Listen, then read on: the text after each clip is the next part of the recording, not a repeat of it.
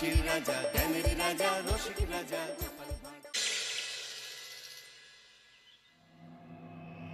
তখন থেকে মহারাজ কি লিখছেন খাতায়? মনে হচ্ছে সকাল থেকে চিন্তা ওনার মাথায়। হ্যাঁ, তাই মনে হচ্ছে। একজন মানুষ মনোযোগ দিয়ে কাজ করছেন আর তোমরা ক্রমাগত বকে চলেছো। না, আসলে মহারাজ কি কারণে চিন্তিত সেটা জানতে না পারলে আমাদেরও চিন্তা হয় বই কি। হুম, অর্থ বুঝলে, অর্থ। রাজকোষের অবস্থা খুবই খারাপ। আর সামনেই তো শিবরাত্রি পুজো। কিভাবে যে কি হবে কিছুই বুঝতে পারছি না।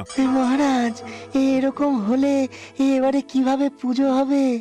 শিবরাত্রির পুজোয় তো অনেক খরচ। এত লোকজন আসেন, তাদের জন্য ভোগের প্রসাদের ব্যবস্থা করা তো মুখের কথা নয়। এবার তোমাদের সবাইকে দায়িত্ব নিতে হবে। আমরা সবাই। কি দায়িত্ব মহারাজ? আমি গতকাল তোমাদের রানীমার সাথে এই ব্যাপারে কথা বলেছি। রানীমা কি বললেন মহারাজ? দেখো, তোমরা সব সভাসদেরা যদি মুক্ত হস্তে দান করো আর রাজকোষ থেকেও যতটা সম্ভব অর্থ সাহায্য দিয়ে এবারে পুজো এবং ভোগের আয়োজন তাহলে সুসম্পন্ন করা যাবে। দানের চেয়ে বড় পুণ্যকর্ম আর কি আছে? যে সভাসদ সবচেয়ে বেশি দান করবে তাকে পরে কিছু অর্থ সাম্মানিক হিসেবে দেওয়া হবে। আচ্ছা মহারাজ। তাহলে আজ রাজসভার আলোচনা এইটুকুই রইল, বাকি কথা পরে হবে। বলি গিন্নি, আমি খুব সমস্যার মধ্যে আছি বুঝলে। হ্যাঁ, তোমার তো অর্থের টান ধরলেই আমার কথা মনে পড়ে গো। কি করে বুঝলে? বাবা, বুঝবো না? এতদিন ধরে তোমার সাথে সংসার করছি, তাও বুঝবো না? আমি কি আজকাল আর তোমার কাছে চাই বলো? আমার মা আমার নাম রেখেছিল পার্বতী, আর বলেছিল দেখিস তুই ভগবান শিবের মতন বর পাবি। তোমাকে পেয়েছি, কিন্তু সাথে পেয়েছি অভাব। হ্যাঁ, সে যতই অভাব হোক, মন্ত্রী মশাইয়ের মতো স্বভাব তো নষ্ট করিনি গিন্নি। সেই জন্যেই তো তোমার সংসারে পড়ে আছি গো, নইলে কবে এই চাল চুলোহীন সংসার ছেড়ে চলে যেতুম। হ্যাঁ, বলছি শোনো না, এই কিছু মোহরের খুব দরকার। এবার মন্দিরে শিবরাত্রির পুজো হবে, কিন্তু মহারাজ তেমন খরচ করতে পারবেন না। তাই কি? তাই আমাদের সব সভাসদদের বলেছেন দান করবার জন্য। এই দেখো, আমার যা গয়নাগাটি ছিল সবই তো বন্ধক রাখা আছে, নইলে বলতাম। আরে বাবা, সে তো জানি, কিন্তু আর কোনো উপায় নেই। কি বলি বলো তো? দেখি কি করা যায়। আরে বাবা রে বাবা, এত চিন্তা ভাবনা না করে বাবা মহাদেবের ওপর ভরসা রাখো গো, উনি কোনো একটা পথ দেখাবেন। দেখো, দেখা যাক গিন্নি, উনি এখন আমার আশা ভরসা।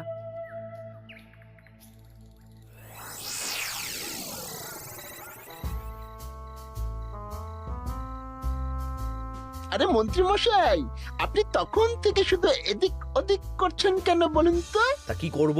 না, আমরা তো বুঝতে পারছি না আপনার কি হলো। জীবনে অনেক অপমানিত হয়েছি, অনেক মার খেয়েছি, এবার সম্মান চাই। আর কেউ সম্মান না করলেও আমরা কিন্তু আপনাকে বেশ সম্মান করি মন্ত্রী মশাই। তোদের সম্মান আর মহারাজের সম্মানের মধ্যে অনেক পার্থক্য আছে। না, ওই ছোট মুখে বড় কথা বলছি মন্ত্রী মশাই, ক্ষমা করবেন। হ্যাঁ, মহারাজ আপনাকে কেন সম্মান করবেন? সামনে শিবরাত্রি, প্রত্যেক বছরের মতন এবছরেও গ্রামের মন্দিরে রাজবাড়ির তত্ত্বাবধানে পুজো হবে, আর সেই পুজোয় আমাকে দান করতে হবে। তা করুন, আপনার কি অর্থের অভাব নাকি? আরে বাবা, সব অর্থ দিয়েই তো তোদের গিন্নিমার গয়না বানিয়ে দিয়েছি, আমার হাতে আর আছে কই? ও, এই সামান্য ব্যাপার? আপনি মাছের তেলে মাছ ভাজুন। হ্যাঁ, আমিও তো তাই বলতে চাইছি। খোলসা করে বলতো তুই কি বলতে চাইছিস? মানে আমি বলতে চাইছি, আপনি আমাদের দায়িত্ব দিন, আমরা রাজ্যবাসীদের থেকে চাঁদা তুলবো, ভিক্ষে করব। আরো অনেক কায়দা করে অর্থ উপার্জন করে আপনার হাতে দেব, আর সেই অর্থ আপনি নিজের বলে চালিয়ে দেবেন। ব্যাস, তাহলে তো আমার 90% চিন্তাই মাথা থেকে নেমে গেল। ব্যাস, আর কোনো চিন্তা নেই।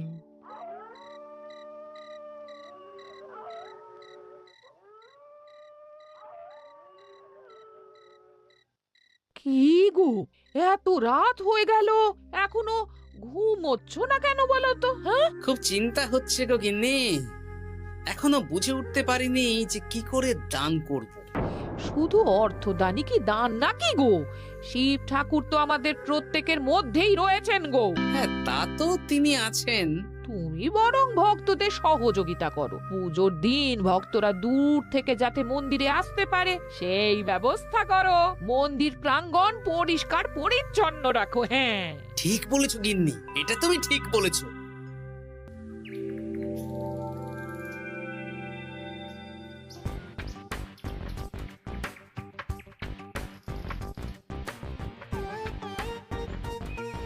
এই যে বাড়িতে কে আছেন?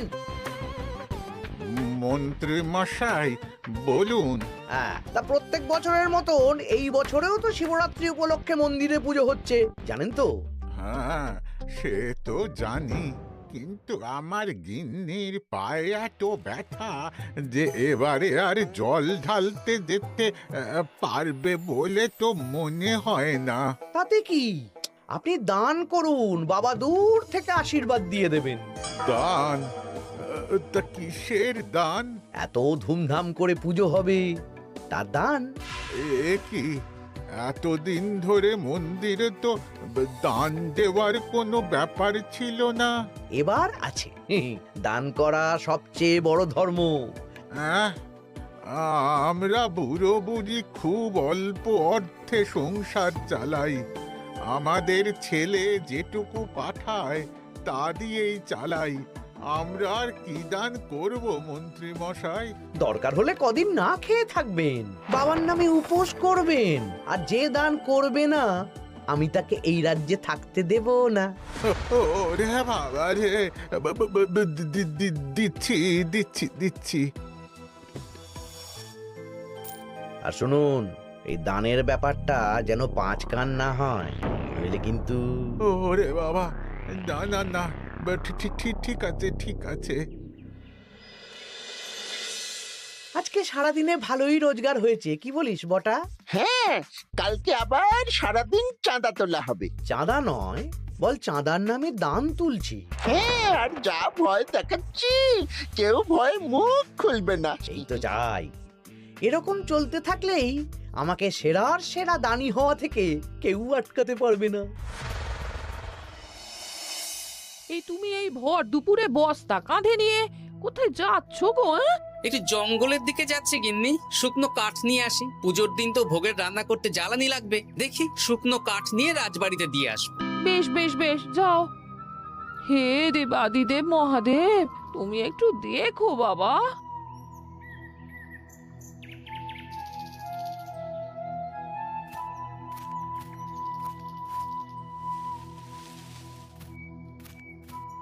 আরে আরে, নগেন খুঁড়ো না, এই সময় কাঠ কুড়োচ্ছ কেন?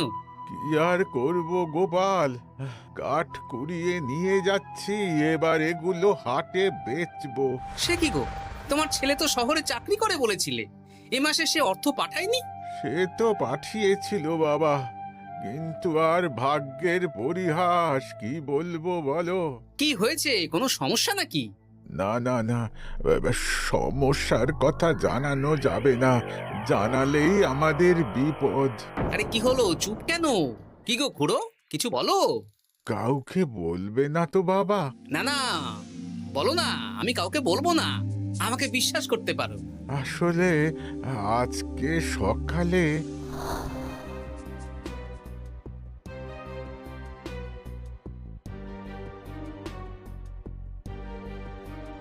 হ্যাঁ, মন্ত্রী মশাই? হ্যাঁ, শুধু আমাদের বাড়ি থেকে না, গ্রামের সব বাড়ি থেকে তুলেছে।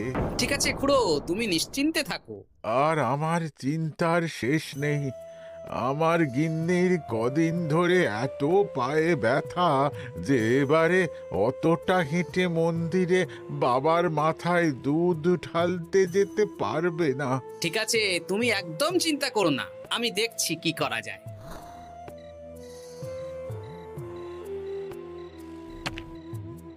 প্রহরী, এটা ভাড়ার ঘরে রেখে দিয়ে এসো। বলো গোপাল দিয়েছে, ভোগ রান্নার সময় জ্বালানি লাগবে তো, তাই এই কাঠ দিয়ে গেলাম। আচ্ছা গোপাল দাদা।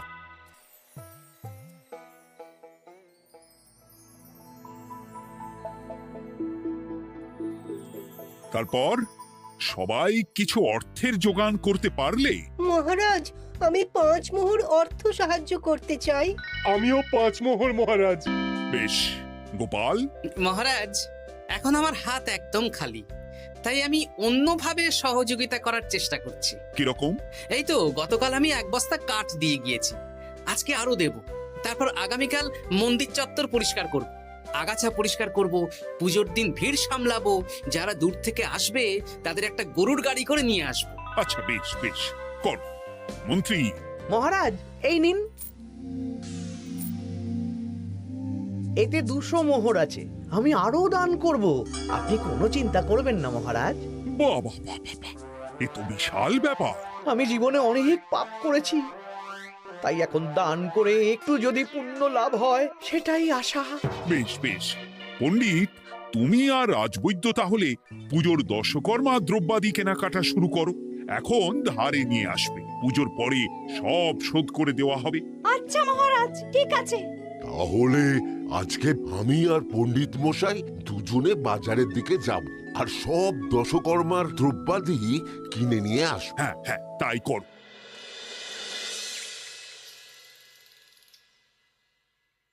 এই ঘটা পুঁটির বাবা একটা কানা করিও চাঁদা দেয়নি। হ্যাঁ, আমার মাথায় একটা বুদ্ধি আছে। কি বুদ্ধি?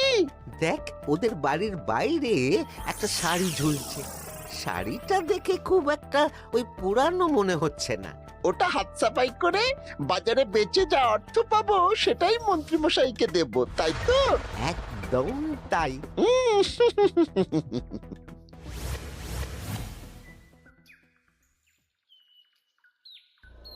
হাই পুটি, দেখ তোদের বাড়ি থেকে বটা ঘটা কাকা শাড়ি চুরি করছে।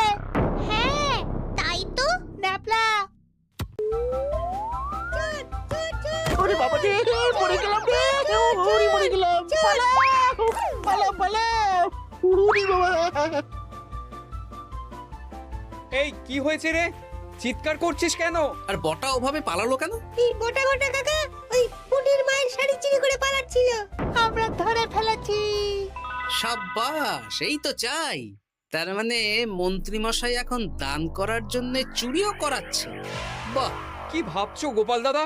না, কিছু না। আচ্ছা পুটির বাবা, তোমাদের বাড়ি মন্ত্রী মশাই চাঁদা তুলতে আসেননি? এসেছিলেন তো, কিন্তু আমি বলে দিয়েছি আমি পারবো না। নিজেদের বীজ ধান কেনার অর্থ নেই, চাঁদা দেবো কি করে? আচ্ছা, এই ব্যাপার, এবার বুঝতে পেরেছি।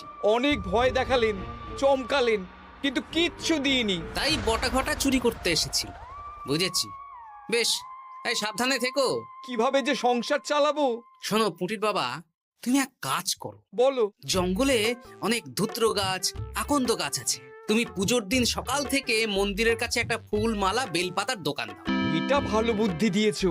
আমি তো এখন মন্দির প্রাঙ্গণ সাফ সাফাই করতে যাচ্ছি, আমি বরং কাজের ফাঁকে তোমার জন্য একটা ছাউনি দিয়ে মন্দিরের কাছে দোকান বানিয়ে দেব। তাহলে তো খুবই ভালো হয়। এই পুটি, তোরাও আমার সাথে চল, হাতে হাতে সাহায্য করবি। চল চল চল। চলো গোপাল দাদু।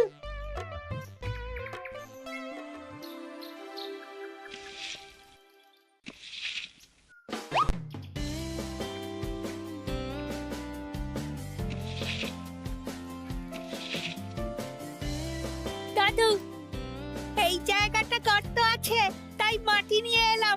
এই তো বুদ্ধিমান ছেলে, এবার ঢেলে দে। ব্যাস, এখানটা এবার ঠিক হয়ে গেল। দেখি এবার মন্দিরের পিছনের দিকটা একটু পরিষ্কার করে দিই।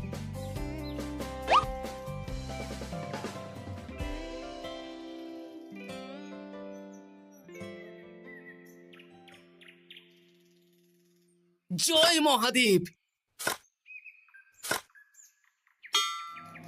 কি কিসের আওয়াজ হলো? হ্যাঁ দাদু, কিরকম একটা টং করে আওয়াজ হলো। দেখি তো। আরে বাবা, এটা ঘোড়া মনে হচ্ছে। হ্যাঁ তাই তো মনে হচ্ছে। জয় মহাদেব। বের করো বের করো। এই তো।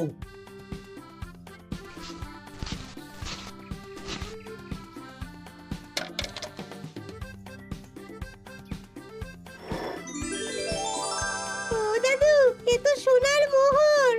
জয় মহাদেব, তুমি সত্যি আছো প্রভু। তুমি সত্যি আছো?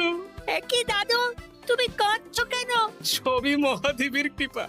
মহারাজ বলেছিলেন দান করতে, মহাদেব নিজেই নিজের পুজোর ব্যবস্থা করে নিলেন রে। হ্যাঁ, তাই তো দেখছি দাদু। তবে শোন, এই কথাটা কাউকে বলিস না।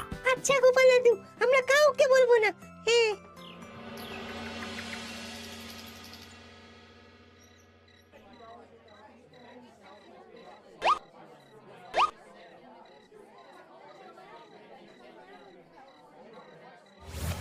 এবার আগামীকাল পুজো।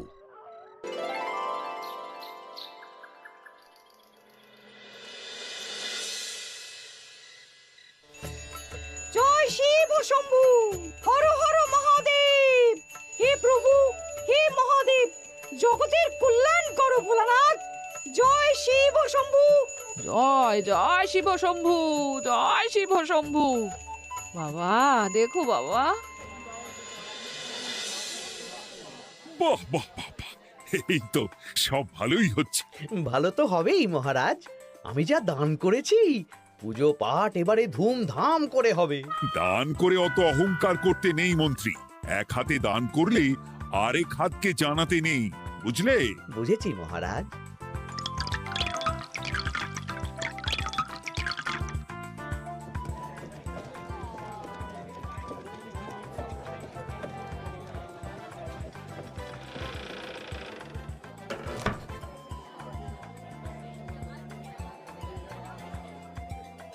আসুন খুড়িমা, আপনি আসুন। সত্যি গোপাল, তোমার মতো মানুষ হয় না।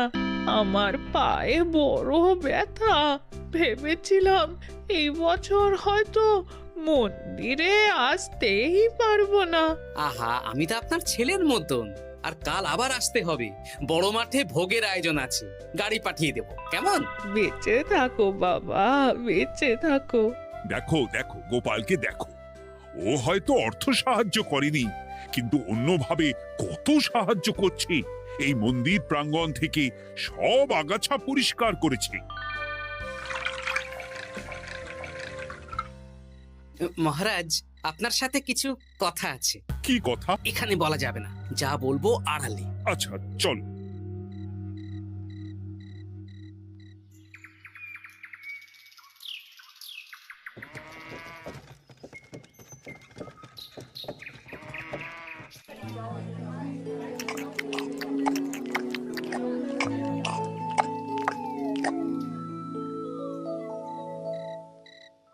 আজ সান্ধ্য সভায় সবাইকে আমি ডাকলাম, তার একটাই কারণ। কি কারণ মহারাজ? কি বলবেন আজ?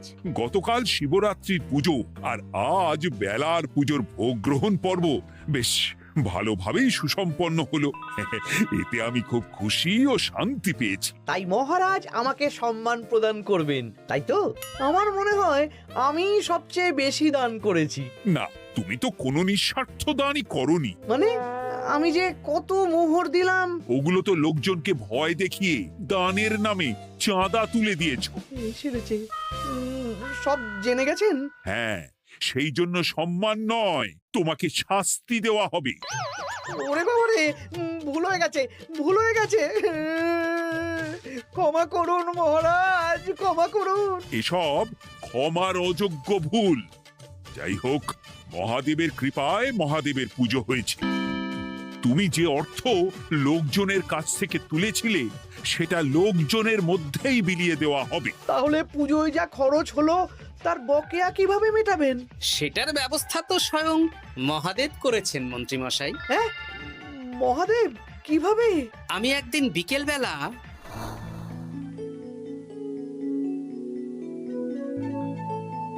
ওরে বাবা, এক ঘোড়া সোনার মোহর। হ্যাঁ, এক ঘোড়া সব মহারাজকে দিয়ে দিয়েছি। আর এই দান সংক্রান্ত যে অর্থ সাম্মানিকের কথা বলেছিলাম, তা পাবে গোপাল।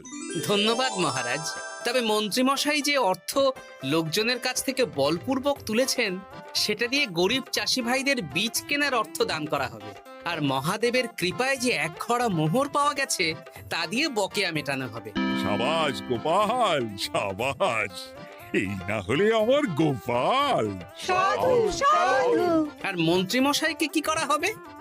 ওকে কাল শাস্তি দেওয়া হবে।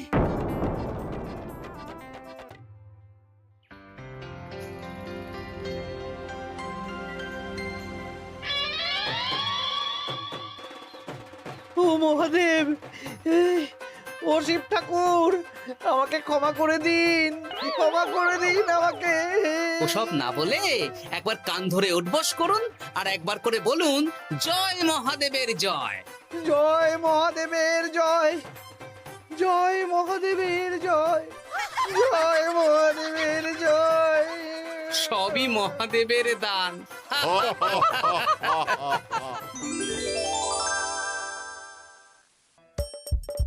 হাসির রাজা, জ্ঞানের রাজা, রসিক রাজা।